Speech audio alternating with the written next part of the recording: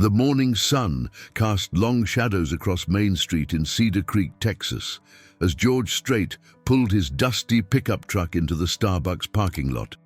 The small town, with its population of barely 8,000, wasn't the kind of place where celebrities typically stopped for coffee. That's exactly why he chose it.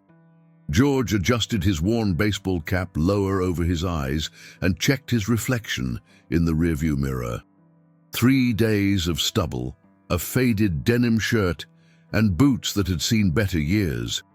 He looked nothing like the polished country music legend who graced magazine covers. After 35 years in the spotlight, he'd perfected the art of blending in when he needed to escape the constant attention that came with being the king of country. The past 6 months had been particularly difficult. Norma, his beloved wife of 51 years, had passed away from cancer, leaving a void that no amount of fame or fortune could fill. His manager had insisted he take the tour dates anyway, claiming that staying busy would help with the grief. But George wasn't so sure. Every night on stage felt like he was going through the motions, his heart somewhere else entirely.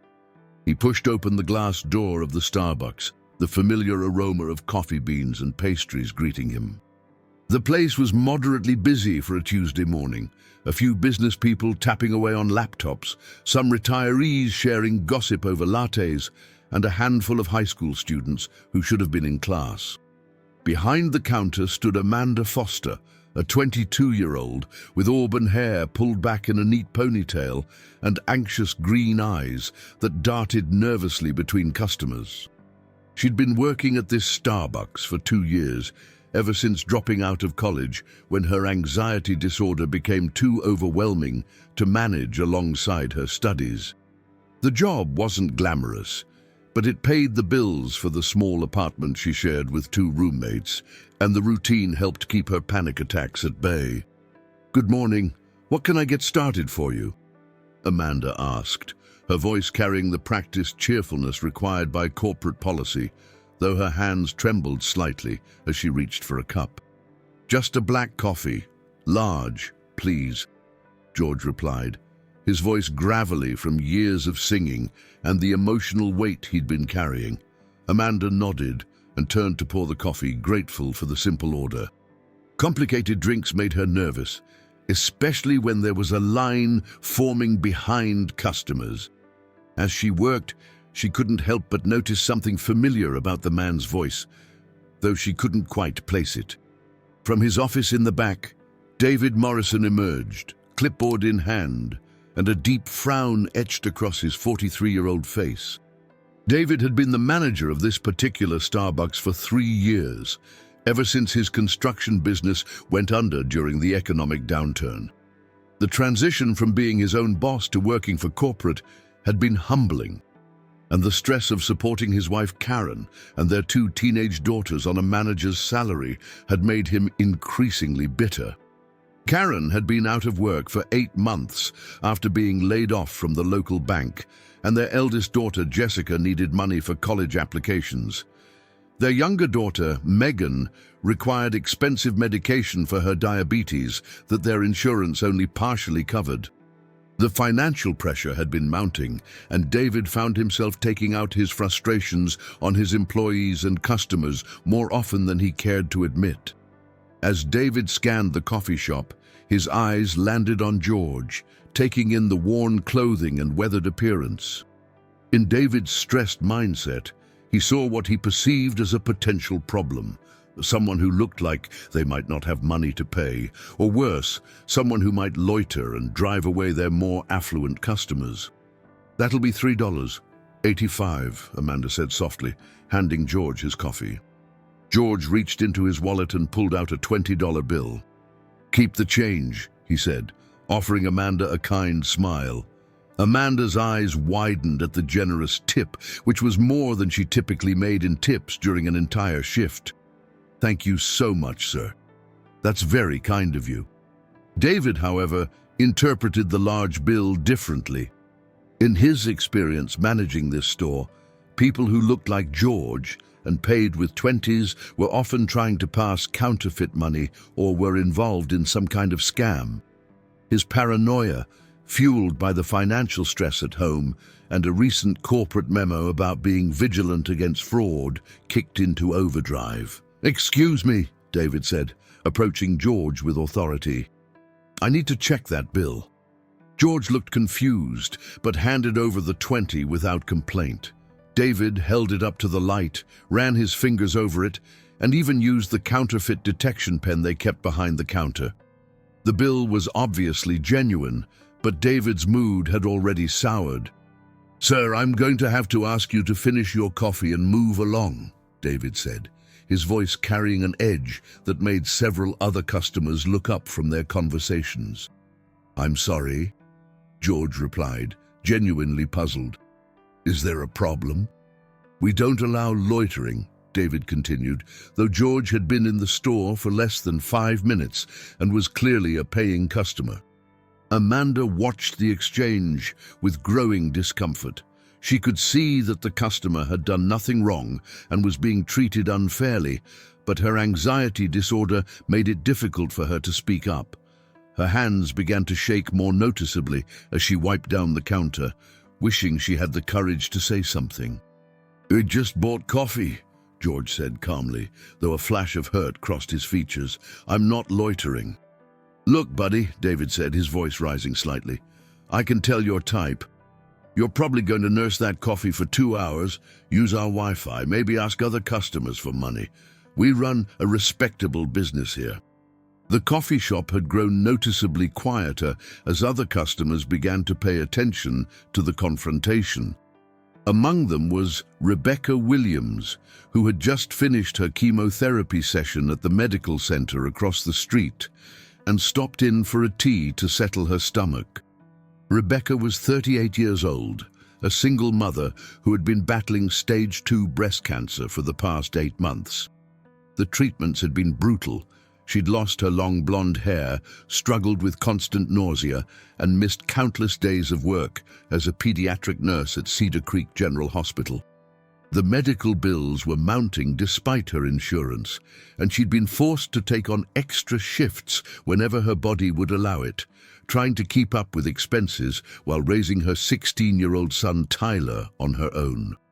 Tyler's father had walked out when the boy was just 3 years old, leaving Rebecca to juggle single motherhood with her demanding career. The cancer diagnosis had only made things more challenging, but Rebecca had always been a fighter. Her colleagues often marveled at her strength and compassion, especially given everything she was dealing with personally. Today, Rebecca wore a colorful headscarf that covered her bald head, and despite the exhaustion that seemed to permanently inhabit her bones, her hazel eyes still held a spark of determination. She'd planned to grab a quiet tea and maybe read for a few minutes before picking up Tyler from school, but the scene unfolding in front of her made relaxation impossible. Rebecca had seen enough injustice in her 38 years to recognize it immediately. As a nurse, she'd witnessed how people were sometimes treated differently based on their appearance, their insurance status, or their perceived social class. It was something that never failed to anger her, especially when she was powerless to do anything about it. But this time, she wasn't powerless. "Excuse me?" Rebecca said, standing up from her corner table, her voice clear and strong, despite the hoarseness that came from her treatments. "What exactly has this gentleman done wrong?" David turned toward Rebecca, irritation flashing across his face. "Ma'am, this doesn't concern you." "It concerns me when I watch someone being treated unfairly in public," Rebecca replied, moving closer to where George stood. Up close, she could see the hurt in the stranger's eyes, the way his shoulders had sagged slightly under the weight of the undeserved accusation. "He paid for his coffee like everyone else," Rebecca continued, her voice growing stronger. "He's been nothing but polite. So I'll ask again, what has he done wrong?" George looked at Rebecca with surprise and gratitude. In his years of fame, he'd grown accustomed to people treating him with either excessive adoration or calculated politeness because of what he could do for them. But this woman, this brave stranger, was defending him simply because it was the right thing to do, without knowing who he was or what he might offer in return. "Ma'am, I need to ask you to mind your own business," David said, his face flushing red. The stress of his home situation, combined with what he perceived as a challenge to his authority, was making him increasingly agitated. "My business is standing up for people who are being treated wrongly," Rebecca shot back. "And what I see here is a manager harassing a paying customer for no good reason." Amanda, still behind the counter, found herself caught between admiration for Rebecca's courage and fear of David's reaction. She'd seen her manager lose his temper before, though never quite like this. Her anxiety was spiking, but something about the way Rebecca stood up for a complete stranger made her wish she had that kind of bravery. "Look, lady," David said, pointing at George, "I know his type. Drifters, probably homeless, coming in here to cause problems. We have a right to refuse service." "His type?" Rebecca's voice rose, and several customers pulled out their phones, sensing that something significant was happening. "You mean the type that pays with real money and says please and thank you? The type that tips generously? Because that's all I've seen from him." George felt a warmth in his chest that had nothing to do with the coffee. This woman's fierce defense of him reminded him of Norma, who had never hesitated to speak up for what was right, regardless of the consequences. It was the first time in months that he'd felt anything other than numbness or grief. "I don't have to explain myself to you," David said, but his voice lacked conviction now. Several customers were clearly filming the exchange, and he was beginning to realize that the situation might be escalating beyond his control. "You're right, you don't," Rebecca said, her voice dropping to a more dangerous quiet. "But let me explain something to you. I've spent the morning getting pumped full of chemicals to fight the cancer that's trying to kill me. I've got medical bills I can barely pay, a son I'm trying to raise on my own, and more problems than you could imagine. But you know what I don't have? I don't have the luxury of treating other human beings like garbage because I'm having a bad day." The coffee shop had fallen completely silent. Even the espresso machine seemed to pause in respect for Rebecca's words. "This man," she continued, gesturing toward George, "has done absolutely nothing to deserve your treatment. He's someone's son, maybe someone's father, maybe someone's husband. He deserves basic human dignity, just like everyone else who walks through that door." George felt tears prick at his eyes, The mention of being someone's husband hit him particularly hard, reminding him of Norma and how she would have reacted to witnessing such an injustice. She would have been proud of this stranger's courage. "Furthermore," Rebecca continued, "if this is how you treat customers, maybe the problem isn't with him. Maybe the problem is with a management style that judges people based on their appearance rather than their actions." David opened his mouth to respond, but Rebecca wasn't finished. "I've been coming to this Starbucks for 2 years," she said. "I've brought my son here to study. I've met friends here. I've spent money here when I could barely afford it because I thought it was a place where everyone was welcome. But if this is the kind of establishment you're running, where paying customers get humiliated for no reason, then maybe I've been wrong about this place." Amanda, inspired by Rebecca's courage, finally found her voice. "She's right," she said quietly, then louder. "She's absolutely right. This customer has been nothing but kind and polite." David whirled to face Amanda. "You're out of line, Foster." "No," Amanda said, her voice shaking but determined. "You're out of line. And if you fire me for saying so, then maybe I don't want to work for someone who treats people this way anyway." The other customers began to murmur among themselves, and David realized that the situation had spiraled completely out of his control. Multiple phones were recording, and he could already imagine the negative reviews that would be posted online before the end of the day. Rebecca turned to George, her expression softening. "I'm sorry you had to experience this. You seem like a genuinely nice person, and you didn't deserve any of it." George looked into her eyes and saw something that had been missing from his life for months: authentic human connection. This woman had risked social confrontation and potential embarrassment to defend a complete stranger.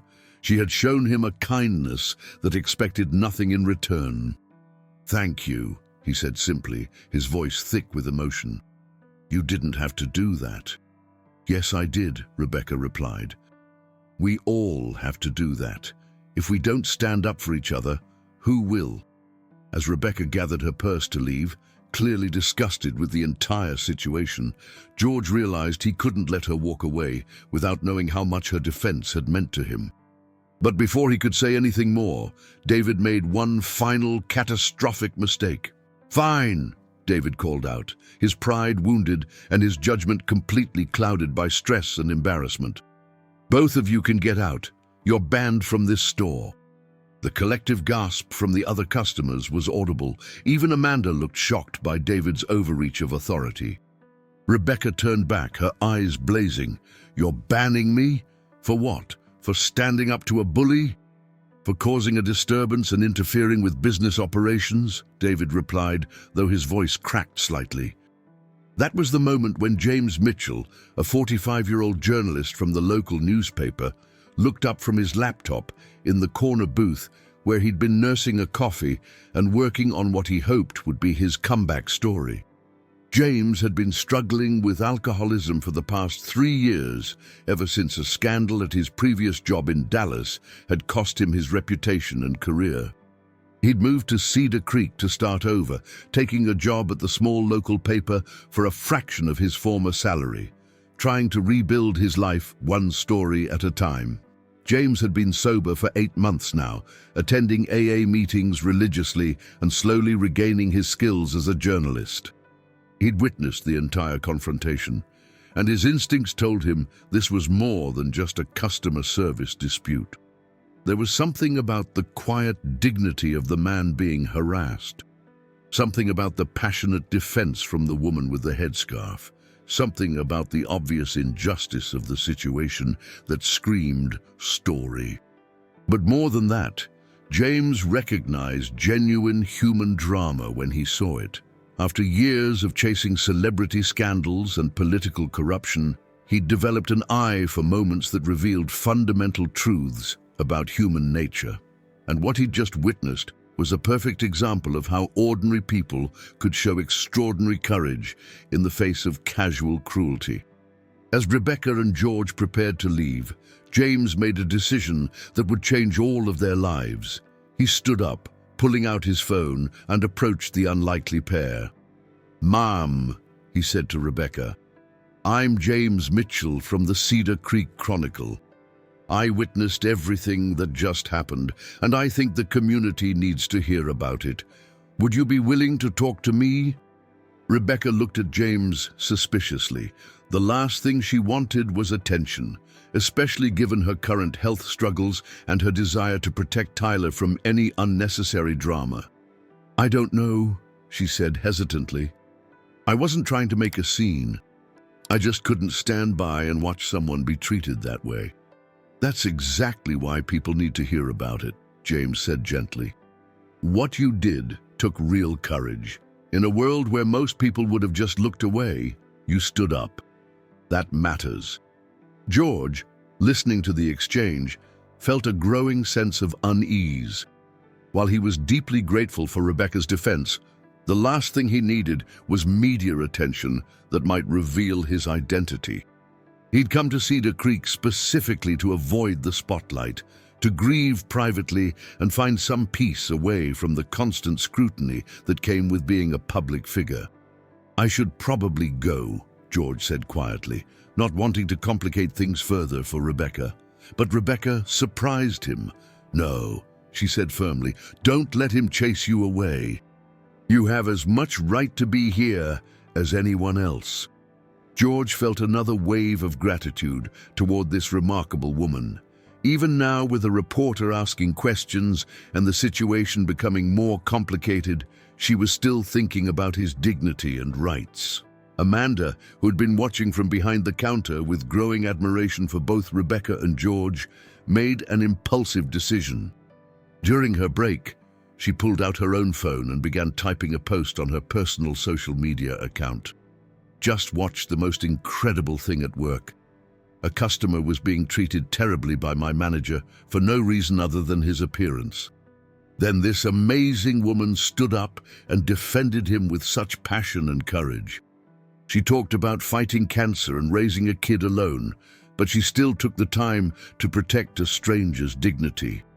This is what real strength looks like. This is what humanity looks like. We should all aspire to be more like her. Stand up, shatter humanity, shatters courage. Amanda's post, accompanied by a description of the events, though not identifying anyone by name or showing faces, was shared by a friend, then another, then another. Within an hour, it had been shared dozens of times throughout the Cedar Creek community and beyond. Meanwhile, Rebecca had agreed to speak briefly with James, though she insisted that her name not be used and that the focus should be on the broader issue of how people treat each other rather than on her personally. "I just want people to remember that everyone deserves basic respect," she told James as they sat in his car outside the Starbucks. "I don't care if someone's wearing a $1,000 suit or clothes from a thrift store. I don't care if they're famous or homeless. Everyone deserves to be treated with dignity." James scribbled notes, recognizing that he was hearing something special. This wasn't just a story about bad customer service. It was a story about moral courage and human decency in an increasingly divided world. "What made you decide to speak up?" James asked. Rebecca was quiet for a moment, looking out at the medical center where she'd spent so many difficult hours over the past months. "When you're facing something like cancer," she said finally, "you realize how fragile everything is, how quickly life can change, how precious time is. And you realize that if you're not going to stand up for what's right now, when will you? We're all just walking each other home, you know? We might as well be kind along the way." George, who had been standing nearby and could hear parts of the conversation, felt his heart clench. This woman's wisdom and compassion reminded him so much of Norma that it was almost painful. But it was also healing, a reminder that there were still people in the world who embodied the values that seemed to be disappearing from public life. As the afternoon wore on, word of the incident began to spread through Cedar Creek in the way that news travels in small towns, through phone calls and text messages and conversations at the grocery store. Amanda's social media post had been shared throughout the local community, and James's preliminary inquiries for his story had generated additional interest. By evening, the story had taken on a life of its own. The details varied depending on who was telling it, but the core remained the same. A woman fighting cancer had courageously defended a stranger against unfair treatment, showing the kind of moral courage that seemed rare in today's world. David Morrison went home that night to face Karen's questions about why he looked so stressed. When he reluctantly told her about the incident, leaving out many of the details and painting himself in the most favorable light possible, Karen's reaction surprised him. "You did what?" she asked, looking up from the medical bills she'd been sorting at their kitchen table. "I was just trying to maintain order," David said defensively. "The guy looked like trouble." "David," Karen said slowly, "you mean you threw out a paying customer because of how he looked, and then you threw out another customer because she defended him?" "It wasn't like that," David insisted, but even as he said it, he could hear how weak his justification sounded. Karen looked at her husband with a mixture of disappointment and concern. She knew the financial pressure they were under was affecting him, but she hadn't realized it had gotten this bad. "Honey," she said gently, I know things have been hard lately. I know the stress is getting to both of us. But taking it out on innocent people isn't going to solve our problems. It's just going to create new ones. David slumped into a chair across from his wife, finally allowing himself to acknowledge what he'd done. The weight of his actions, the embarrassment of the confrontation, and the likely consequences all came crashing down on him at once. "I think I really messed up today," he admitted quietly. Meanwhile, across town, Rebecca was helping Tyler with his homework at their small kitchen table. Tyler Williams had inherited his mother's intelligence and stubborn streak, but at 16, he was struggling with challenges that seemed overwhelming for someone his age. Tyler had always been small for his age, and his quiet, studious nature made him a target for bullies at Cedar Creek High School. The situation had gotten worse since Rebecca's cancer diagnosis became public knowledge. Some of his classmates had made cruel jokes about his mother's illness, adding emotional pain to the physical intimidation he already endured. "Mom," Tyler said, looking up from his algebra homework, "Jake Peterson said something about you today." Rebecca felt her stomach tighten. She'd hoped that Tyler could stay focused on school and his own teenage concerns without having to deal with the fallout from her illness. "What did he say?" she asked, trying to keep her voice neutral. "He said his dad heard that you made some kind of scene at Starbucks today. He said you were probably crazy from all the cancer drugs." Rebecca closed her eyes for a moment, feeling the familiar anger rise in her chest. It was bad enough when adults were cruel, but when that cruelty extended to her son, it crossed a line that she found hard to forgive. "Tyler," she said carefully, "I did speak up today when I saw someone being treated unfairly. That's not crazy. That's human decency. And anyone who makes fun of people fighting illness is showing their own character, not ours." Tyler nodded, but Rebecca could see the hurt in his eyes. At 16, he was old enough to understand the complexities of adult behavior, but still young enough to be wounded by casual cruelty. "I'm proud of what you did, Mom," Tyler said quietly. "I heard Amanda Foster post about it online. She didn't use your name, but she described what happened. Everyone's talking about how brave you were." Rebecca felt a warmth spread through her chest. She'd raised Tyler to stand up for what was right, even when it was difficult. Knowing that he was proud of her actions meant more than any recognition from strangers. "Sometimes standing up is hard," Rebecca said, reaching across to squeeze Tyler's hand. "But if we don't do it, who will?" As mother and son continued their homework session, neither of them realized that the events of that morning would soon change their lives in ways they never could have imagined. Amanda discovered this when her phone started buzzing incessantly at 5:30 a.m. Groggy and confused, she checked her notifications to find hundreds of comments, shares, and direct messages from people around the country who had been moved by her description of Rebecca's courage.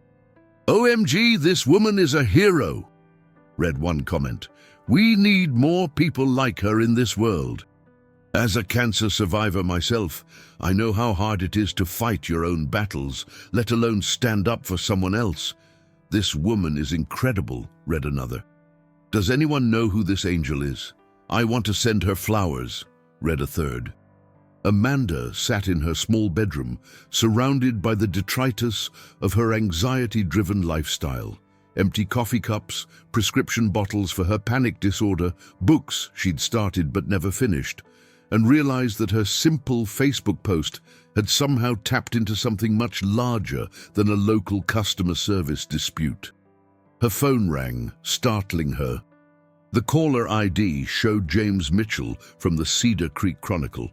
"Amanda, this is James Mitchell. I know it's early, but I wanted to ask if you'd be willing to talk to me about what happened yesterday. Your social media post has gone viral, and I think there's a bigger story here." Amanda's anxiety immediately spiked. The attention was the last thing she'd wanted. She'd simply felt compelled to share what she'd witnessed because it had moved her so deeply. "I don't know," she said, her voice shaky.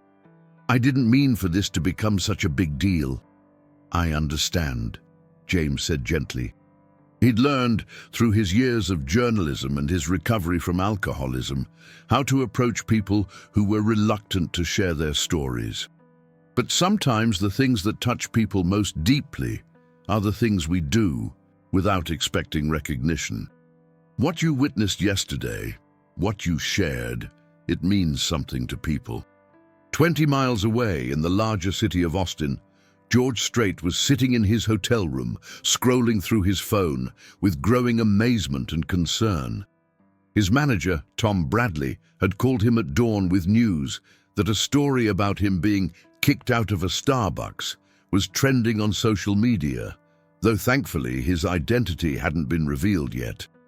"George, we need to talk about this," Tom had said. "Someone filmed part of what happened, and while you can't be clearly identified in the video, it's only a matter of time before someone figures it out.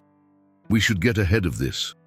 George had spent the morning reading through hundreds of comments and shares, all focused on the anonymous woman who had defended him. He was struck by how little attention was being paid to him, the supposed victim of the discrimination, and how much people were drawn to Rebecca's courage and compassion. "She stood up for a complete stranger," he read in one comment. "That's the kind of person I want to be." "This woman gave me hope that there are still good people in the world," read another. George found himself wanting to know more about the woman who had defended him. In his decades of fame, he'd been surrounded by people who treated him kindly because of what he represented: wealth, success, connections. But Rebecca had shown him kindness simply because he was a human being who deserved dignity. It was a gift he hadn't realized he'd been missing. Meanwhile, at Cedar Creek General Hospital, Rebecca was trying to focus on her work as a pediatric nurse while dealing with the physical aftermath of her latest chemotherapy session. The treatments always left her feeling foggy and nauseous, but she'd learned to push through because her patients needed her. She was checking on 8-year-old Emma Chen, who was recovering from appendix surgery, when her colleague and best friend, Maria Santos, approached with a strange expression on her face.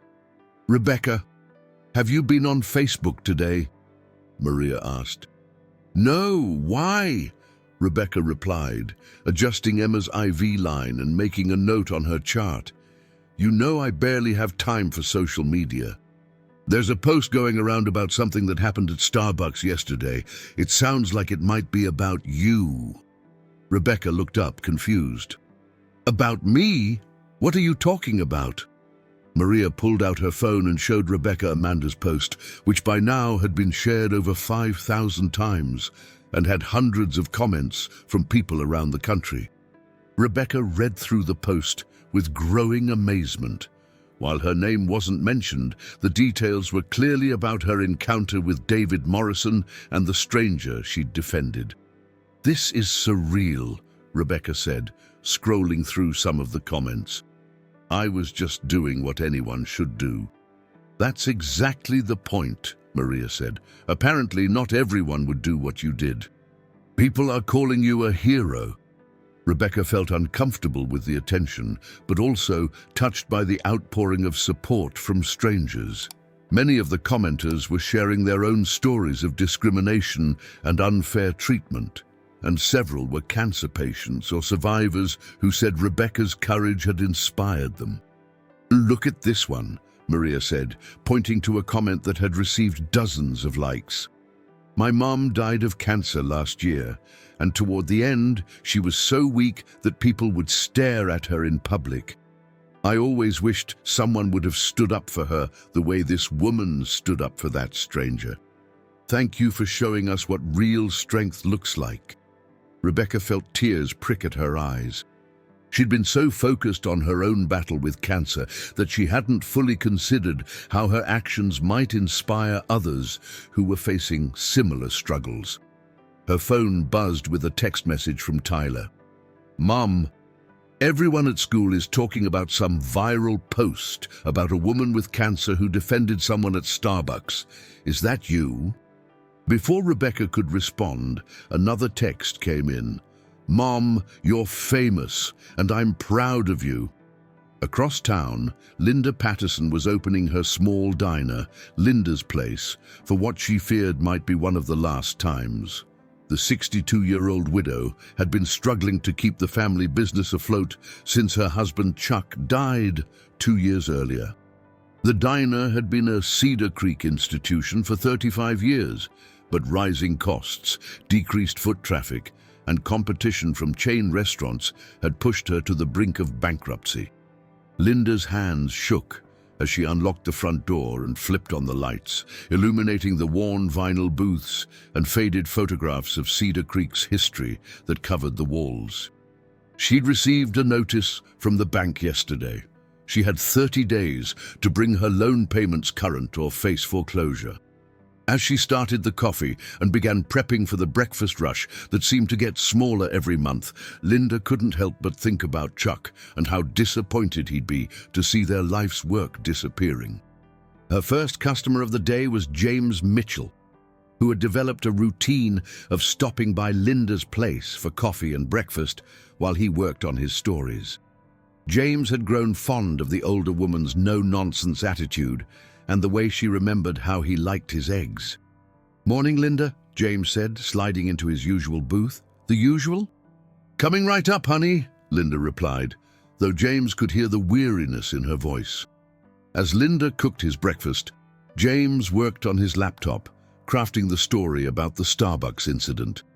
He'd spent the morning making phone calls, trying to track down more details about the people involved while respecting their privacy.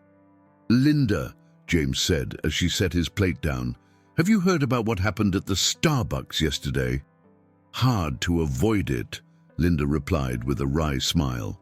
"Between Facebook and the gossip mill, it's all anyone's talking about. Some woman stood up to David Morrison when he was being a jackass to a customer." James looked up, surprised by Linda's bluntness. "You know David Morrison?" "Honey, this is Cedar Creek. I know everyone. David's been under a lot of pressure lately. Financial troubles, family stress. Not that it excuses treating people poorly, but I can understand how someone might crack under that kind of weight." James made a note. This was exactly the kind of local insight that would make his story more nuanced and complete. "What about the woman who stood up to him? Any idea who that might be?" James asked. Linda paused, considering. "Well, the description sounds like it could be Rebecca Williams. She's a nurse at the hospital, been fighting cancer. Sweet as pie, but tough as nails when she needs to be. She's got a teenage son, been raising him alone since his daddy ran off." "Would you mind if I quoted you for the story?" James asked. Linda looked at him seriously. "What kind of story are you planning to write?" "An honest one," James replied, "about how ordinary people can show extraordinary courage and how small acts of kindness can have a big impact." Linda nodded slowly. "Then yes, you can quote me. But make sure you get it right. Rebecca Williams is good people, and this town needs more stories about good people." As James continued working on his story, customers began trickling into Linda's Place for breakfast. What he witnessed over the next hour surprised him. Nearly every conversation included references to the Starbucks incident, and the consensus was overwhelmingly supportive of the woman who had stood up for the stranger. "Whoever she is, she's got more backbone than most people," he heard one retired teacher say to her friend. "That's the kind of person we need more of in this world," agreed a local mechanic over his coffee and eggs. James realized that the story had already become more than just a news item. It had become a symbol of the values that the community wanted to embrace.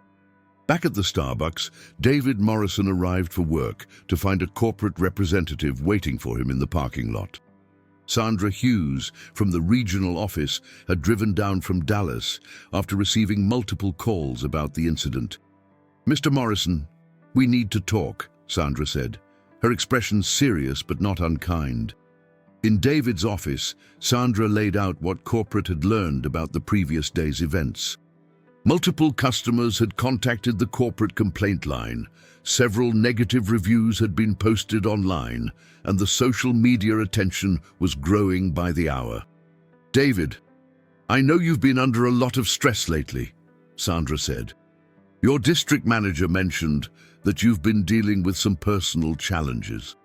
But we can't have paying customers treated this way, regardless of the circumstances." David felt his world collapsing. He couldn't afford to lose this job. Karen was still unemployed, the medical bills were mounting, and they'd already fallen behind on their mortgage payment. "Sandra, I made a mistake," David said, his voice cracking. "I let my personal problems affect my judgment. Is there any way to make this right?" Sandra studied David's face and saw genuine remorse, along with the strain of a man who had been pushed beyond his limits. "There might be," she said carefully, "but it's going to require you to step up in a way that shows real leadership and accountability." While David was meeting with corporate, Amanda was dealing with her own consequences from the viral post. Her anxiety disorder made the sudden attention overwhelming, but she was also experiencing something unexpected, a sense of pride in having spoken truth to power. "Amanda," Sandra Hughes said, approaching her after the meeting with David, "I wanted to thank you for your honesty about what happened yesterday. It takes courage to speak up, especially to your manager." Amanda felt her hands trembling, but managed to respond, "I just couldn't stay quiet when I saw someone being treated unfairly." "That's exactly the kind of employee we want to keep," Sandra said. "In fact, we'd like to offer you a promotion to shift supervisor with a raise and additional training opportunities." Amanda's eyes widened. After 2 years of struggling with anxiety and feeling like she was barely keeping her head above water, the recognition felt like a lifeline. Meanwhile, George Strait had made a decision that would change everything. He called his manager with instructions that Tom Bradley initially resisted. "You want to do what?" Tom asked, his voice rising an octave. "I want to go back to Cedar Creek," George said firmly. "I want to meet this woman properly, thank her for what she did, and maybe do something meaningful for the community." "George, if your identity gets out, this could turn into a media circus. We've managed to keep you out of the story so far." "Maybe it's time to stop hiding," George said quietly. "Norma always said that with great blessings come great responsibilities. This woman showed me kindness when she thought I was nobody special. Maybe it's time I showed the world who I really am and used that for something good." That afternoon, Rebecca was leaving the hospital after her shift when she was approached by James Mitchell in the parking lot. "Ms. Williams," James said carefully, "I'm James Mitchell from the Cedar Creek Chronicle. I was wondering if I could speak with you about what happened at Starbucks yesterday." Rebecca paused, studying the middle-aged man with tired eyes, but a sincere expression. "How did you know it was me?" she asked. "Small town," James said with a slight smile. "Your reputation for standing up for people precedes you. Several nurses I spoke with said if someone was going to defend a stranger, it would probably be you." Rebecca considered for a moment. She was exhausted from her shift and still dealing with the side effects of chemotherapy, but something about James's approach felt respectful rather than exploitative. "What kind of story are you planning to write?" she asked. "The truth," James said simply. "About courage, kindness, and what happens when ordinary people do extraordinary things." They sat on a bench outside the hospital, and Rebecca found herself opening up to James in a way she hadn't expected.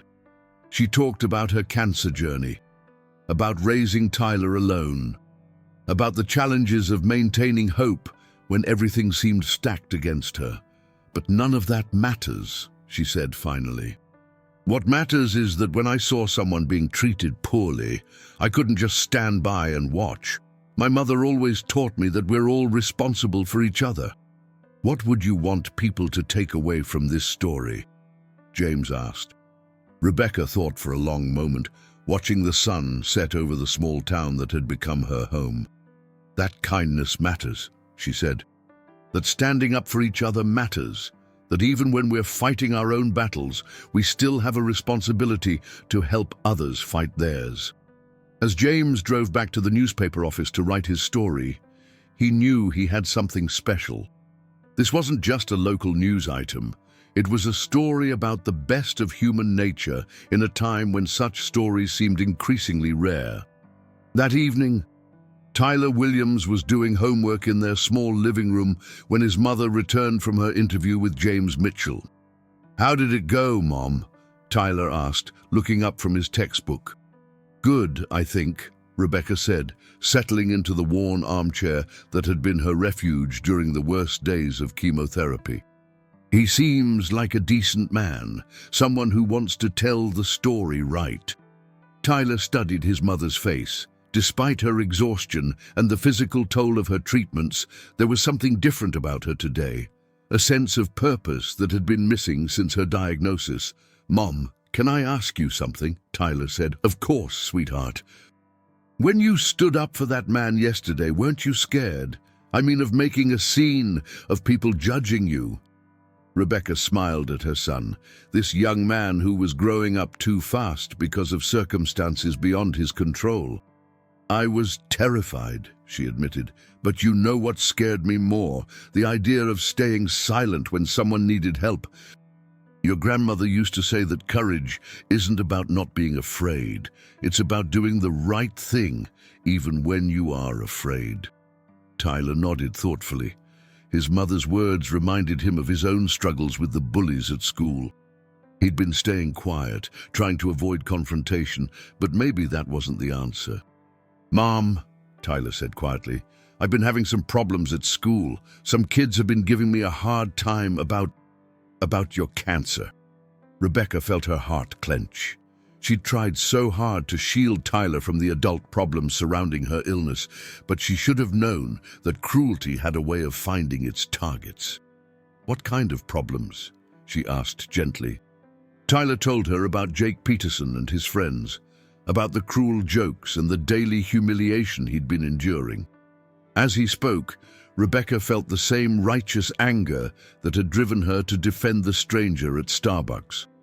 "Tyler," she said firmly, "no one has the right to treat you that way. Have you talked to your teachers about this?" "I didn't want to be a snitch," Tyler said, using the teenage logic that often prevented young people from getting the help they needed. "Standing up for yourself isn't being a snitch," Rebecca said. "It's being brave. And if you don't feel comfortable handling it alone, I'll be right there with you." Tyler felt a weight lift from his shoulders. He'd been carrying the burden of the bullying alone, but now he realized he didn't have to. Across town, Linda Patterson was closing her diner for the day when she received an unexpected phone call. The voice on the other end was polite but professional, identifying himself as Tom Bradley and asking if she'd be available to meet with someone the next morning about a potential business opportunity. "What kind of business opportunity?" Linda asked suspiciously. At her age, and in her financial situation, she'd learned to be wary of strangers bearing promises. "I'd prefer to discuss it in person, if that's all right," Tom said. "Would 9 a.m. work for you?" Linda agreed, though she spent the evening wondering what kind of opportunity could possibly save her diner at this late stage. That night, David Morrison sat at his kitchen table with Karen, looking at the laptop screen that displayed dozens of negative reviews about his management of the Starbucks. The corporate representative had given him a chance to make things right, but he wasn't sure where to begin. "Maybe I should try to find the people I wronged," David said. "Apologize directly." Karen looked at her husband with a mixture of love and frustration. She'd watched the stress of their financial situation change him from the kind, patient man she'd married into someone she barely recognized. "David, I think that's a good start," she said. "But you need to figure out why this happened in the first place. You're not usually cruel to people." David was quiet for a long moment, thinking about the months of pressure, the sleepless nights worrying about money, the constant stress of trying to hold everything together. "I think I lost sight of who I wanted to be," he said finally. "I got so focused on our problems that I forgot about everyone else's." Meanwhile, at his hotel in Austin, George Strait was making final preparations for his return to Cedar Creek. He'd decided to reveal his identity and use the attention from the story to bring positive change to the small town that had unknowingly given him such a meaningful experience. He thought about Norma and how she would have reacted to Rebecca's courage. His wife had always believed that fame was a responsibility, not just a privilege, and that those who had been blessed with success had an obligation to lift others up. Tomorrow, George decided, he would begin to honor that obligation in a way that Norma would have been proud of. As Cedar Creek settled into sleep, none of its residents realized that the events set in motion by a simple act of kindness were about to transform their small town in ways they never could have imagined. The ripple effects of Rebecca's courage were spreading far beyond what anyone had expected, and the story was just beginning. The next morning dawned crisp and clear in Cedar Creek, with the kind of Texas sky that stretched endlessly blue and promised possibilities. George Strait arrived in town earlier than expected, driving the same dusty pickup truck, but this time with a sense of purpose that had been missing from his life for months. He parked outside Linda's place at exactly 8:45 a.m., 15 minutes before his manager's scheduled meeting with Linda Patterson. George wanted to scout the location and gather his thoughts before what he knew would be a life-changing conversation. Through the diner's windows, he could see Linda moving between tables, serving coffee to the morning regulars with the practiced efficiency of someone who had been doing the job for decades. Even from outside, he could sense the weariness in her movements, the weight of someone fighting a losing battle. At 9 a.m. sharp, Tom Bradley arrived in a rental car, looking every inch the Nashville music industry professional in his pressed suit and polished shoes. The contrast between his appearance and the humble small-town diner was stark, and George watched several local customers eye Tom with curiosity as he entered. George waited 5 more minutes before following Tom inside, pulling his baseball cap low over his eyes. He chose a corner booth where he could observe the meeting while remaining inconspicuous. Linda approached Tom's table with her usual no-nonsense demeanor. "You must be Tom Bradley. Coffee?" "Please," Tom said, accepting the steaming mug gratefully. "Mrs. Patterson, I'll get right to the point. I represent someone who's interested in investing in local businesses, particularly those with strong community connections." Linda's eyes narrowed slightly. "And what would this someone want in return?" "Nothing," Tom said simply. "No ownership stake, no operational control, no advertising requirements. Just the satisfaction of helping a local institution stay afloat." Linda sat down across from Tom, her weathered hands wrapped around her own coffee mug. "Mister, I've been around long enough to know that nobody gives away money for nothing. What's the catch?" Before Tom could answer, George stood up from his corner booth and walked over to their table. Linda looked up at him with mild curiosity, not recognizing the man who had been at the center of the previous day's viral story.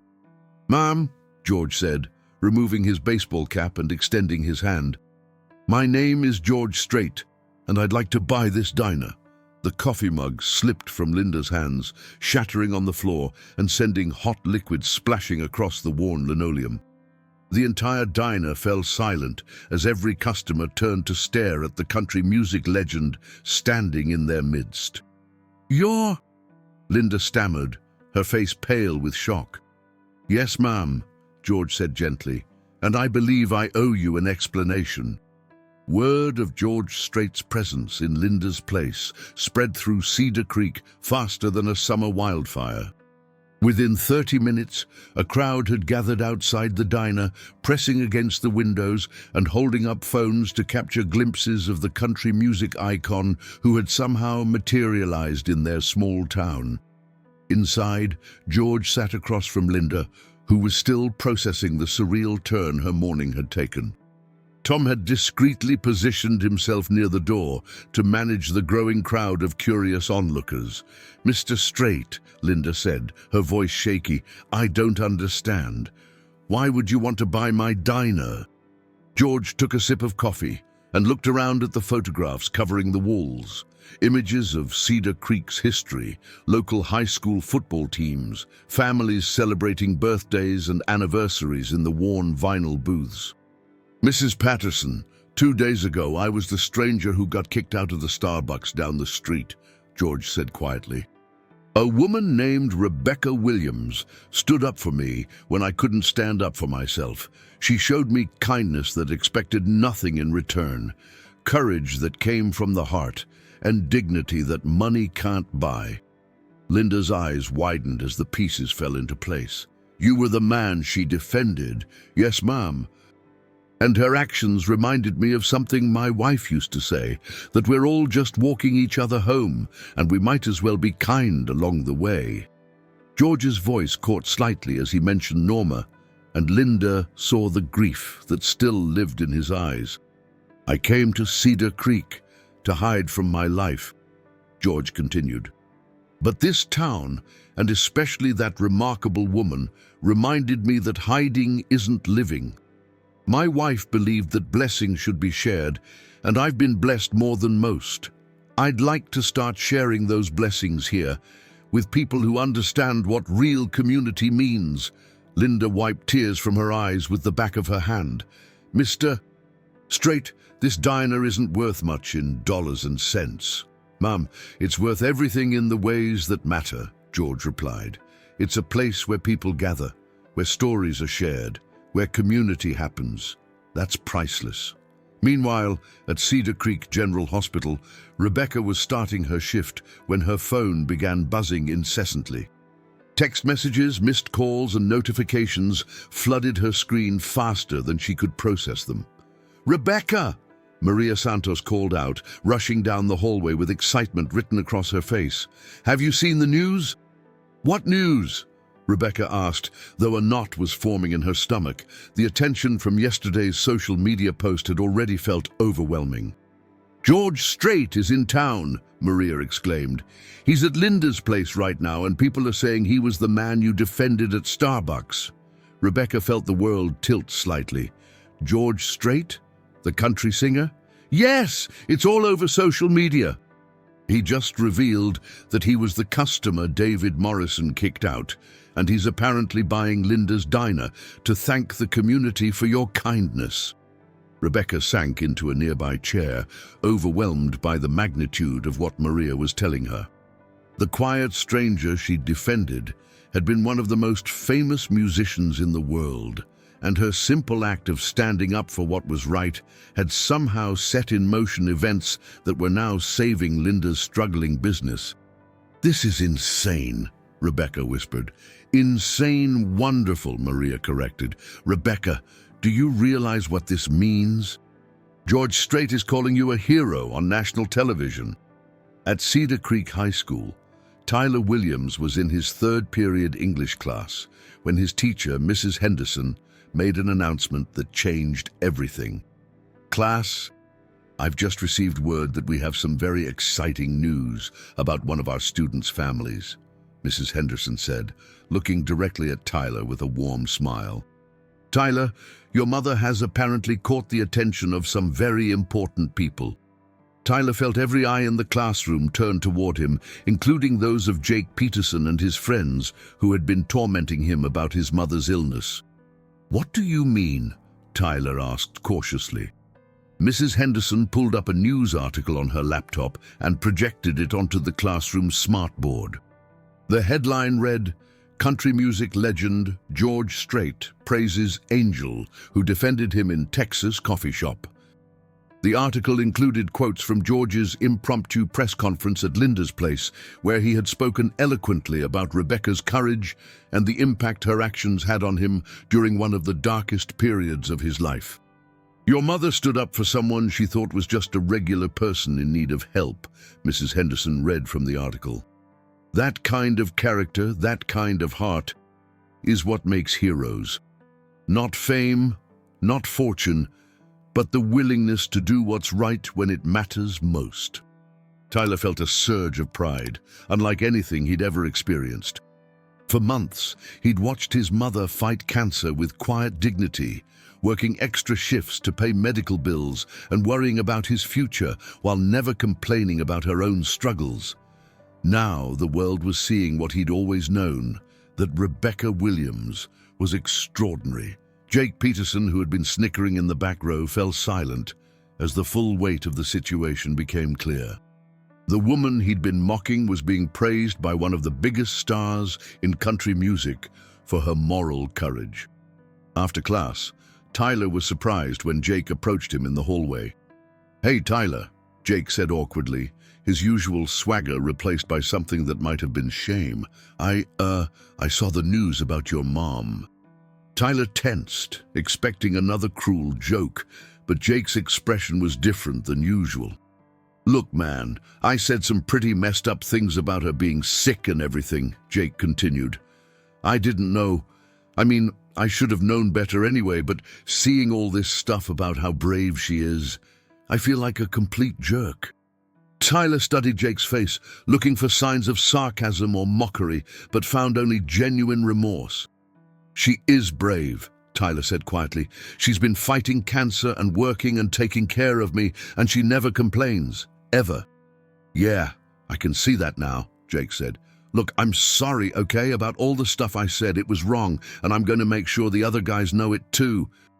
For the first time in months, Tyler felt like he could breathe freely at school. Back at the Starbucks, David Morrison was having the most difficult day of his professional life.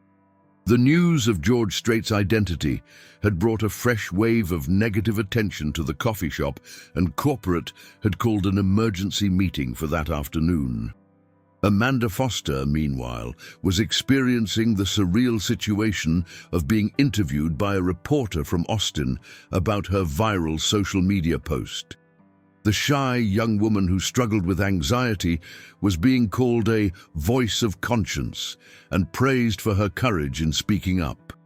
"I just couldn't stay quiet when I saw someone being treated unfairly," Amanda told the reporter, echoing the words she'd said to Sandra Hughes the day before. "It doesn't matter if they're famous or not. Everyone deserves basic respect." When asked about her anxiety disorder and how she found the courage to speak up despite her struggles, Amanda paused thoughtfully. "I think sometimes the right thing to do is bigger than our fears," she said. "And watching Rebecca Williams stand up for that man, for Mr. Strait, it showed me that ordinary people can do extraordinary things when they choose to care about each other." The reporter was struck by Amanda's quiet wisdom and included her quotes prominently in the story that would run on the evening news. At Linda's place, George was working with Tom and Linda to structure the purchase of the diner in a way that would ensure its long-term success while preserving its community character. He'd insisted that Linda remain as the manager and that all current employees keep their jobs with significant raises. "Mr. Strait," Linda said as they reviewed the paperwork, "I still can't believe this is happening. This morning I thought I was going to lose everything." "Ma'am, sometimes the darkest moments come right before the dawn," George replied. "This community showed me light when I needed it most. I'm just trying to return the favor." As word of the diner purchase spread, local residents began gathering outside, hoping to catch a glimpse of the country music legend who had chosen to invest in their town. George, recognizing the curiosity and excitement, made a decision that surprised even Tom. "I'd like to meet with anyone who wants to talk," George announced to the crowd. "This isn't about celebrity, it's about community. And I'd like to learn more about this place that raised someone as remarkable as Rebecca Williams." For the next 2 hours, George sat in the diner and listened to stories from Cedar Creek residents. He heard about the retired teacher who had dedicated 40 years to educating local children. He met the volunteer firefighter who ran toward danger to protect his neighbors. He spoke with the elderly man who had started a food pantry in his garage to help struggling families. Each story reinforced what he'd already sensed, that Cedar Creek was a place where people still looked out for each other, where community bonds remained strong despite the challenges of modern life. As the afternoon wore on, George found himself thinking more and more about Rebecca Williams, the woman whose simple act of courage had set all of this in motion. He wanted to meet her properly, to thank her personally, and to understand what had driven her to defend a stranger at a moment when she had every reason to focus on her own struggles. "Tom," George said quietly, "I'd like to meet Ms. Williams. Do you think that could be arranged?" Tom, who had been fielding calls from national media outlets all day, nodded. "I'll reach out through the hospital. But George, you should know that she might not be comfortable with all this attention." "Then we'll make sure she's comfortable," George said firmly. "This woman changed my life. The least I can do is respect her wishes about how she wants to handle the attention." As the sun began to set over Cedar Creek, the small town found itself at the center of a national story about kindness, courage, and the power of ordinary people to create extraordinary change. The events that had begun with a simple coffee order were now rippling outward in ways that no one could have predicted. But for all the media attention and celebrity involvement, the heart of the story remained unchanged. It was about a woman fighting cancer who chose to stand up for a stranger, and the way that choice had touched hearts around the world. The next morning, Rebecca Williams stood in front of her bathroom mirror, trying to find the courage to face a day that had been unimaginable just a week earlier. The news coverage had grown beyond anything she could have anticipated. CNN, Good Morning America, and countless other outlets were running stories about the Angel of Cedar Creek, who had defended George Strait. Her phone had been ringing constantly with interview requests, book deal offers, and invitations to appear on talk shows. The attention was overwhelming for someone who had simply tried to do the right thing. Tyler knocked gently on the bathroom door. "Mum, there are reporters outside again." Rebecca sighed, adjusting the colorful headscarf that covered her head. The chemotherapy had taken her hair, but she refused to let it take her dignity. "How many?" she asked. "Like a lot. And there's a really nice black car parked across the street." Rebecca's heart rate increased. She'd been expecting this moment since learning that the man she'd defended was George Strait. His manager had called the day before, asking if she'd be willing to meet with George privately to allow him to thank her personally. She'd agreed, despite her reservations about the attention it might bring. Something in Tom Bradley's voice had conveyed the sincerity of George's request, and she understood the importance of closure for someone who was grieving. 20 minutes later, Rebecca made her way through the crowd of reporters to the black sedan, where Tom Bradley stood waiting with a respectful smile. "Ms. Williams, thank you for agreeing to this meeting," Tom said, opening the car door for her. "Mr. Strait is very much looking forward to speaking with you." As they drove toward the location George had chosen, a quiet park on the outskirts of town, Tom briefed Rebecca on what to expect. "George has been through a very difficult time since his wife passed away," Tom explained gently. "Your actions at the Starbucks came at a moment when he was questioning a lot of things about life and people's capacity for kindness. What you did reminded him of the goodness that still exists in the world." Rebecca nodded, understanding the weight of grief in a way that only someone facing their own mortality could. They arrived at Cedar Creek Park, a small recreational area with walking trails, a pond, and picnic tables surrounded by oak trees. George was sitting alone at a table near the water, looking smaller and more human than his celebrity status would suggest. As Rebecca approached, George stood and removed his hat, revealing silver hair and eyes that carried the weight of loss and the warmth of genuine gratitude. "Miss Williams," George said softly, "I can't begin to tell you what an honor this is." "Please call me Rebecca," she replied, studying the man who had become the center of a national story. "And the honor is mine," Mr. Strait. "George, please," he said, gesturing for her to sit across from him at the picnic table. "I've been wanting to thank you properly since that morning at Starbucks." They sat in comfortable silence for a moment, watching ducks glide across the pond surface. Both were acutely aware of the surreal nature of their meeting, a country music legend and a small-town nurse brought together by a moment of moral courage. "George," Rebecca said finally, "you don't need to thank me. I just did what anyone should do when they see someone being treated unfairly." "But that's exactly the point," George replied, his voice thick with emotion. "Not everyone would have done what you did. In fact, most people would have looked away, minded their own business, avoided getting involved." He paused, gathering his thoughts. "Rebecca, I lost my wife 6 months ago. Norma was the light of my life for 51 years, and when she died, I felt like all the goodness had gone out of the world. I started seeing cruelty everywhere, selfishness everywhere, indifference everywhere." Rebecca reached across the table and placed her hand gently over his. "I'm so sorry for your loss." George looked down at her small hand covering his weathered one and felt something shift in his chest, the first genuine human connection he'd experienced since Norma's death. "Thank you," he said quietly.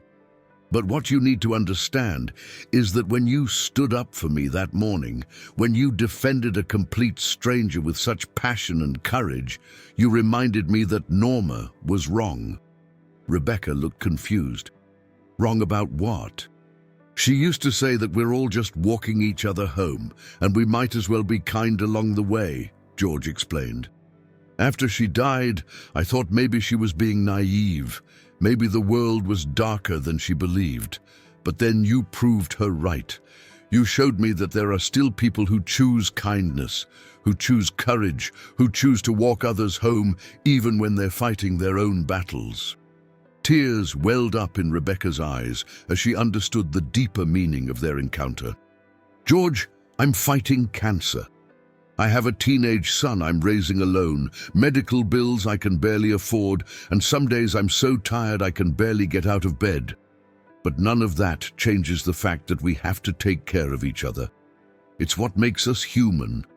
George studied her face, the strength in her eyes despite the physical toll of her treatments, the quiet dignity with which she carried her burdens, the unwavering moral compass that had driven her to defend him. "Tell me about your son," George said. Rebecca's face lit up with maternal pride. "Tyler's 16, smart as a whip, and has a heart bigger than Texas. He's been my rock through this whole cancer journey, growing up faster than any kid should have to. And his father, gone since Tyler was 3, Rebecca said matter-of-factly. "Some men can handle responsibility, some can't. I'd rather raise Tyler alone than have him learn the wrong lessons about what it means to be a man." George nodded approvingly. "Sounds like he's learning the right lessons from his mother." They talked for another hour, sharing stories about family, loss, courage, and the small moments that define a life's meaning. George told Rebecca about his early days in music, about meeting Norma, about the challenges of fame and the importance of staying grounded. Rebecca shared her journey as a single mother, her love for nursing, and her determination to beat cancer not just for herself, but for Tyler.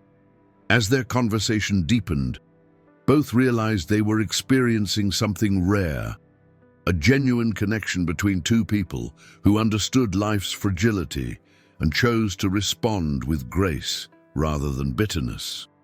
"Rebecca," George said as their meeting began to wind down, "I want to do something for you and Tyler, something meaningful.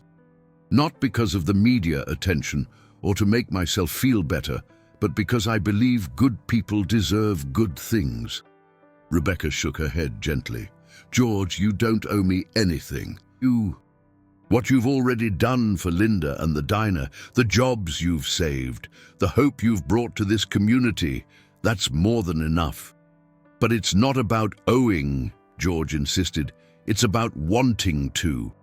Norma left me with more money than I could spend in 10 lifetimes, but she also left me with the responsibility to use those resources in ways that would make her proud.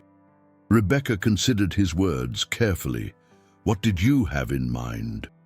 Tyler's college education, fully funded, your medical bills completely covered, and a college fund for any other kids in Cedar Creek who might need help pursuing their dreams. Rebecca felt overwhelmed by the generosity of his offer. George, that's incredibly kind, but I can't accept. Yes, you can, George said firmly but gently, because this isn't charity. It's gratitude. It's an investment in the kind of people who make the world better. It's what Norma would have wanted. Before Rebecca could respond, they heard footsteps approaching. Tyler Williams was walking toward them across the park, having somehow tracked down their location despite Tom's attempts at secrecy. "Mom?"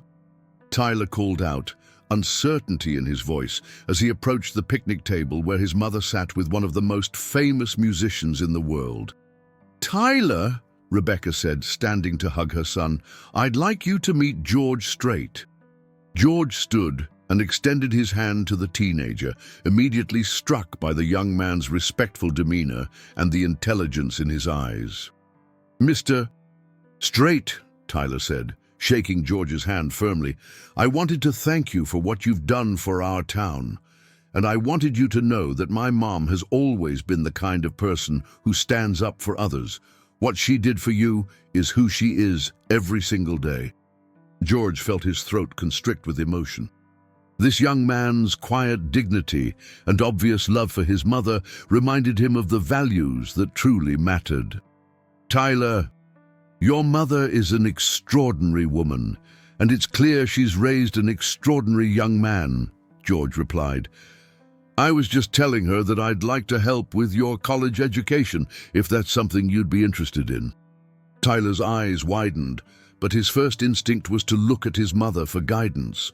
Rebecca saw in her son's face the same moral compass that had driven her to defend George at Starbucks. He was thinking not just about himself, but about whether accepting such generosity was the right thing to do. "Mr. Strait," Tyler said carefully, "that's incredibly generous. But there are other kids in town who need help too. Kids whose parents work multiple jobs just to get by." George smiled, recognizing in Tyler the same selfless spirit that had attracted him to Rebecca. "That's exactly why I'm setting up a scholarship fund for Cedar Creek students," George said. "Starting with you, but extending to anyone who has the grades and the character to deserve a chance at higher education." Tyler looked at his mother, then back at George.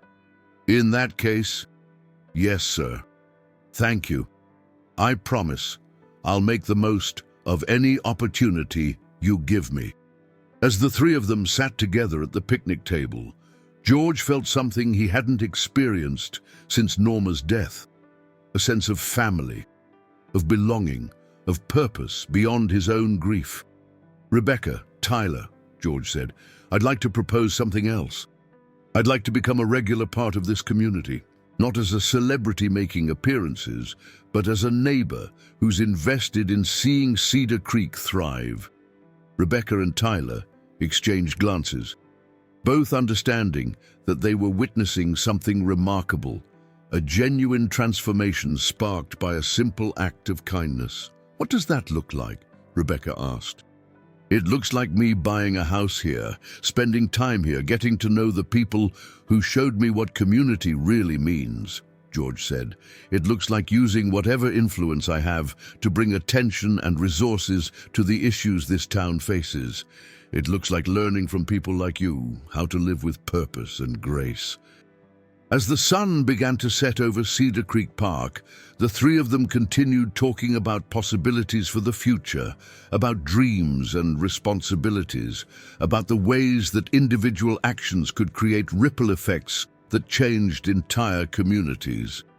Meanwhile, across town, David Morrison was having his own moment of reckoning. After days of reflection and conversations with his wife, he'd made a decision that would require more courage than he'd ever needed before.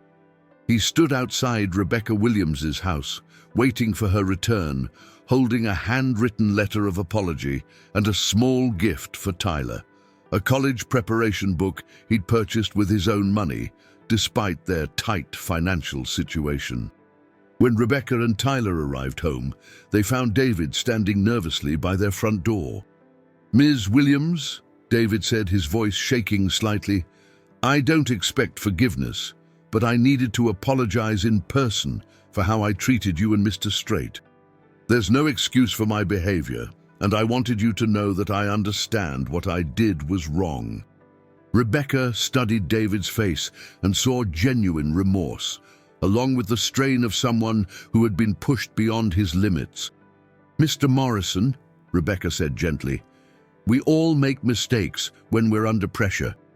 The important thing is learning from them." David handed her the letter and the book for Tyler. "I know this doesn't make up for what I did, but I wanted you to know that watching how you handled that situation and how Mr. Strait has handled the aftermath, it's taught me something about who I want to be." Tyler accepted the book with grace, and Rebecca invited David to sit on their front porch for a few minutes. "What are you going to do now?" Rebecca asked. "Corporate is transferring me to a different store, which is probably for the best," David said. "But more importantly, Karen and I are going to counseling to deal with the stress and anger that led to this situation.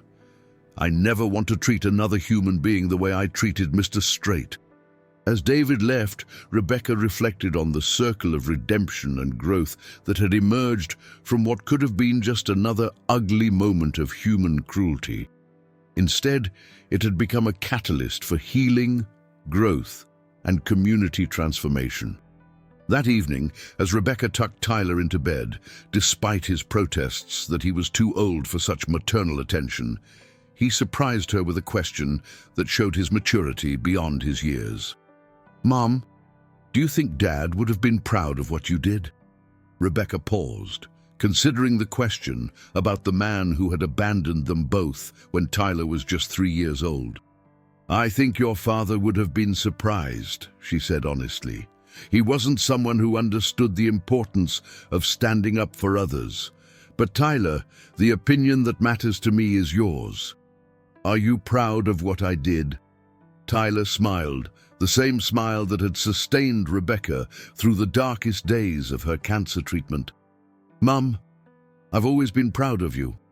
But seeing the whole world recognize what I've known my whole life, that you're the strongest, kindest person I know, it makes me proud to be your son in a way that's hard to explain." Rebecca kissed her son's forehead, feeling blessed despite all the challenges they'd faced. "Tyler, whatever happens with Mr. Strait's generosity, whatever opportunities come our way, promise me you'll remember that our worth isn't measured by what others give us, but by what we give others." "I promise, Mom, but I also promise I'm going to make the most of every opportunity so I can help other people the way Mr. Strait is helping us." As Rebecca turned off Tyler's light and headed to her own room, she reflected on the extraordinary week that had transformed their lives. From a simple act of standing up for a stranger to meeting one of the most famous musicians in the world, the journey had reinforced her belief that kindness creates its own rewards. 3 months later, Cedar Creek had become a different place. What started as a viral story about a woman defending a stranger had evolved into a national symbol of community resilience and the power of individual courage to create lasting change. George Strait had kept his promise to become a regular part of the community. He'd purchased a modest ranch house on the outskirts of town, not as a celebrity retreat, but as a genuine home where he could be a neighbor rather than an icon. The house was comfortable, but not ostentatious, reflecting George's desire to fit into the community rather than stand above it. On this particular Saturday morning, George was at Linda's place, which had been transformed into something beyond anyone's imagination. The diner still maintained its small-town character, but it now served as an unofficial community center where locals gathered not just for meals, but for book clubs, job training workshops, and support groups. Linda Patterson had embraced her role as both manager and community coordinator. The stress lines that had marked her face during the dark days of near bankruptcy had been replaced by a vitality that came from having purpose beyond mere survival. "George, the literacy program has a waiting list," Linda reported as she poured his morning coffee. "We're going to need to expand into the empty store next door." George nodded approvingly. The literacy program, started with funding from his foundation, had grown beyond their wildest expectations. Adults who had struggled with reading were gaining new confidence. High school students were receiving tutoring support, and the entire educational level of the community was rising. "Let's make it happen," George said. Education was always Norma's passion. She would have loved seeing something like this grow. At the hospital, Rebecca Williams was completing what would be her final chemotherapy treatment. The cancer that had threatened her life was in remission, a victory that felt even sweeter because of the journey that had led her to this moment. Dr.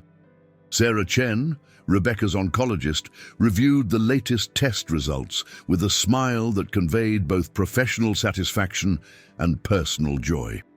"Rebecca, your markers are excellent. The cancer appears to be completely gone, and your overall health has improved dramatically over the past few months."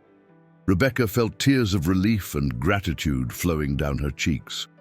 The battle had been long and difficult, but she'd emerged victorious, stronger in ways that went beyond physical healing.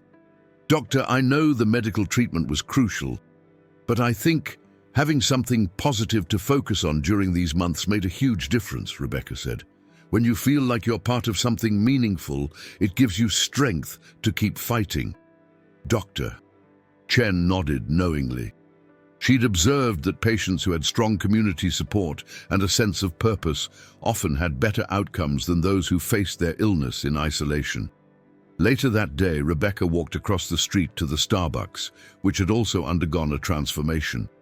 Amanda Foster was now the manager, having been promoted after her courage in speaking up about the original incident.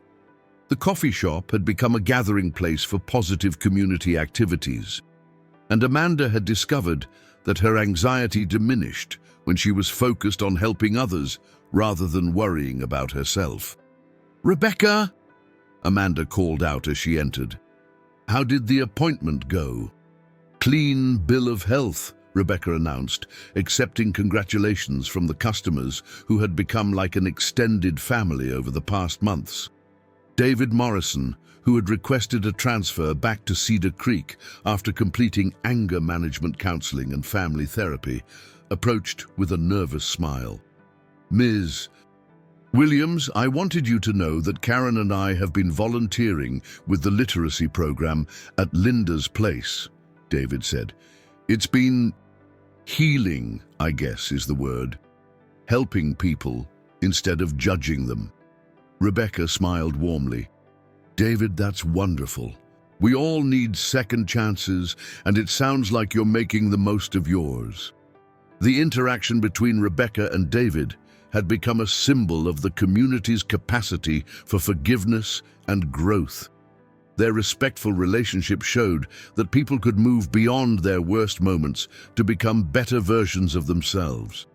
That evening, Cedar Creek High School was hosting its annual scholarship ceremony, but this year's event was unlike any in the school's history. The George Strait Foundation had established full scholarships for 20 graduating seniors, with a promise to continue the program indefinitely. Tyler Williams stood at the podium as the recipient of the first scholarship, but his speech wasn't about his own achievements. Instead, he talked about the values his mother had taught him and the responsibility that comes with opportunity. "3 months ago, my mom stood up for a stranger because it was the right thing to do," Tyler said, his voice carrying the confidence of someone who had learned that moral courage creates its own strength. "She didn't know that stranger was famous, and it wouldn't have mattered if she did. She taught me that we stand up for each other, not because of what we might gain, but because of who we are." Tyler paused, looking out at the packed auditorium where George sat in the front row next to Rebecca, both of them beaming with pride. Mr. Strait's generosity is giving 20 of us the chance to go to college, but more importantly, it's teaching us that when we receive blessings, we have a responsibility to pass them on. I promise that whatever I accomplish with this scholarship, I'll use it to help others, the way Mr. Strait has helped us. The standing ovation that followed lasted for several minutes, but Tyler's words had conveyed something more significant than appreciation. They had articulated a philosophy of paying forward kindness that had become the defining characteristic of the new Cedar Creek. James Mitchell, who had covered the scholarship ceremony for the Cedar Creek Chronicle, reflected on how the story had evolved since that morning at Starbucks. His initial article about Rebecca's courage had won a state journalism award, but more importantly, it had helped him rebuild his career and regain his sense of purpose. James had been sober for 11 months now, and his coverage of the ongoing transformation in Cedar Creek had attracted national attention. News outlets from around the country had contacted him for follow-up stories, and he'd received offers from major newspapers. But James had chosen to stay in Cedar Creek, recognizing that some stories were too important to leave behind. Sometimes, the best stories aren't the ones that take you somewhere else, James had told his AA sponsor. Sometimes they're the ones that help you understand where you belong. As the scholarship ceremony concluded, George found himself surrounded by community members wanting to thank him for his ongoing investment in their town. But George consistently redirected the gratitude toward Rebecca and the values she had demonstrated. "I didn't create anything here," George told the crowd. "I just recognized what was already present in this community, people who care about each other, who stand up for what's right, who believe in lifting each other up.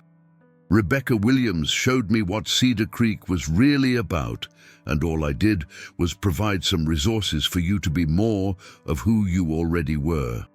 Later that evening, George, Rebecca, and Tyler sat on the porch of Rebecca's small house, watching the sunset and reflecting on the journey that had brought them together. "George," Rebecca said quietly, "when I woke up that morning 3 months ago, I never could have imagined how that day would change everything." "Neither could I," George admitted. "I was just a broken-hearted old man trying to hide from the world. You reminded me that hiding isn't living." Tyler, who had grown several inches and gained confidence that showed in his posture and speech, looked at both adults with the wisdom of someone who had witnessed extraordinary transformation. "You know what I think is the coolest part of this whole thing," Tyler said. "It's not the money or the fame or the scholarships. It's that one moment of doing the right thing created so much good that it's still spreading." George and Rebecca exchanged a glance, both recognizing the profound truth in Tyler's observation. "That's the thing about kindness," Rebecca said. "You never know how far it will travel or whose life it might change." George nodded, thinking about Norma and how proud she would have been of the community they had all helped create. "Norma used to say that we're all just walking each other home," George said. "But what I've learned here is that sometimes, when we stop to help someone else on their journey, we discover that we've found our own way home." As the stars began to appear over Cedar Creek, the three of them continued talking about dreams and plans, about the scholarship recipients and their futures, about the community programs that were still growing and evolving. Amanda Foster had overcome her anxiety enough to enroll in night classes at the community college, working toward a business degree with plans to eventually open her own coffee shop that would employ people with disabilities. Linda Patterson had become a mentor to other small business owners throughout East Texas, sharing the lessons she'd learned about community support and resilience. David Morrison had been promoted to district manager, but more importantly, he'd become an advocate for employee mental health and stress management programs. The ripple effects continued to spread in ways both large and small. The literacy program had inspired similar initiatives in neighboring towns. The the scholarship fund had attracted matching donations from other philanthropists. The story of Cedar Creek's transformation had been featured in documentaries and academic studies about community development. But for all the external recognition and media attention, the heart of the story remained unchanged. It was about ordinary people choosing to do extraordinary things, about kindness creating its own rewards, and about the way individual acts of courage could transform entire communities. 6 months after that fateful morning at Starbucks, George Strait received a letter that brought tears to his eyes. It was from Maria Santos, Rebecca's colleague at the hospital, updating him on a situation he hadn't known about. "Dear Mr. Strait," the letter read, "I wanted you to know about something Rebecca would never tell you herself. When she was going through her worst days of chemotherapy, she used the story of your encounter to comfort other cancer patients. She would tell them about how standing up for you had led to so many good things, and she would say that even in our darkest moments, we have the power to create light for others. Several patients have told me that Rebecca's story gave them hope when they had none left. I thought you should know that her kindness to you has continued to heal people in ways she doesn't even realize." George shared the letter with Rebecca, who was characteristically modest about her ongoing impact on others. "I just tell people the truth," Rebecca said with a shrug. "That kindness matters, that standing up for each other matters, that even when we're fighting our own battles, we can still make a difference in someone else's life."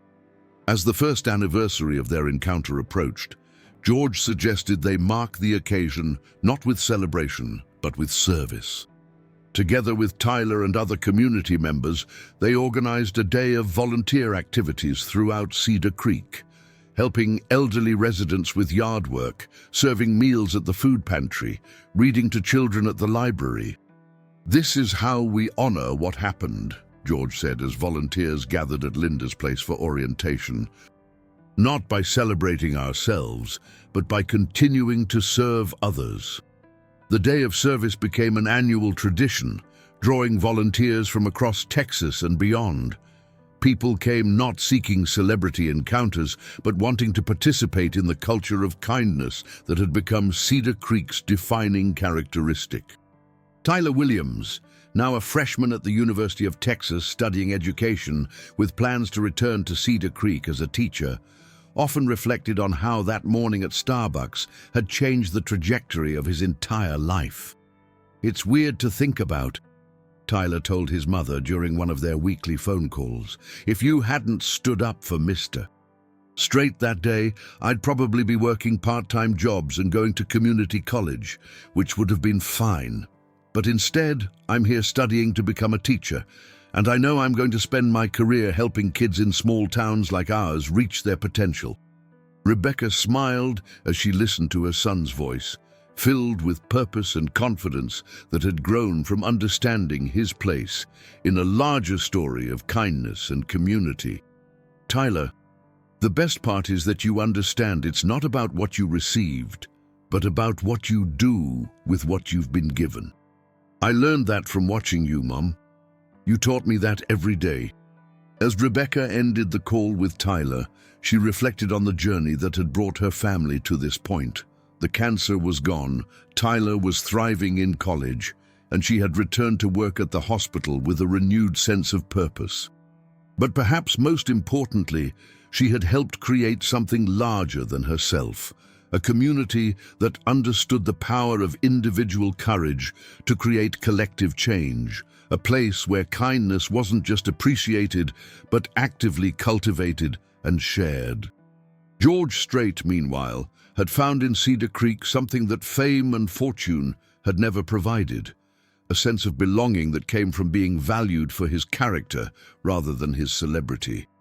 He continued touring and recording music, but Cedar Creek had become his anchor, the place where he could be simply George rather than the king of country music.